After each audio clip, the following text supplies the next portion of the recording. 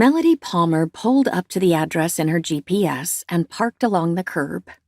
The sign above the awning read, "Hidden Treasures," in large golden block letters. The word treasure brought visions of jewelry or fancy clothing to mind. It conjured images of special knickknacks or mementos that one might find in a fancy gift shop, which was what Melody had assumed she'd inherited. This store and its sign, however, reminded her of a pawn shop.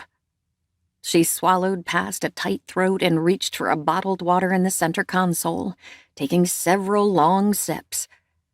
She was meeting with a lawyer here in just a few minutes to sign the papers and make this place hers. When Mr. Lime had called last week to inform her that, surprise, she was the new owner of a store that her great-aunt Jo had willed to her in Trove Isle, North Carolina, Melody's first remark had been, "I thought someone had to die to will you something."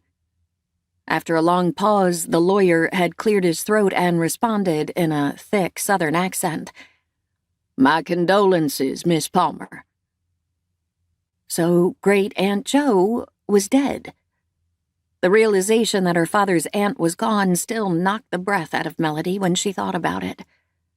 She hadn't seen Jo in 9 years, but the fact that she never would again stung.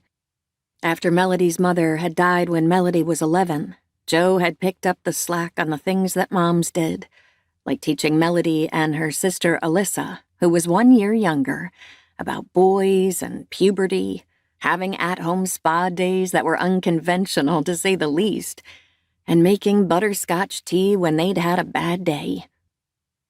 When Melody had left her small Ocean Isle town at 18, she'd left everyone behind, including Jo.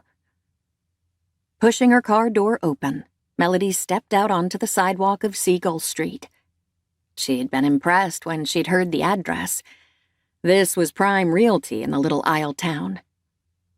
Unlike the other beachfront towns nearby, Trove Isle wasn't a touristy hotspot.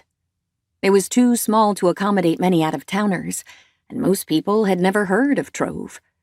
For those who lived here, though, Seagull Street was the place to be.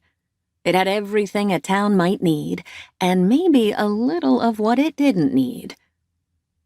Melody looked at the storefront again. Jo hadn't owned this place before Melody left town. Instead, Melody's great-aunt had worked odd jobs, scraping money together to barely make ends meet.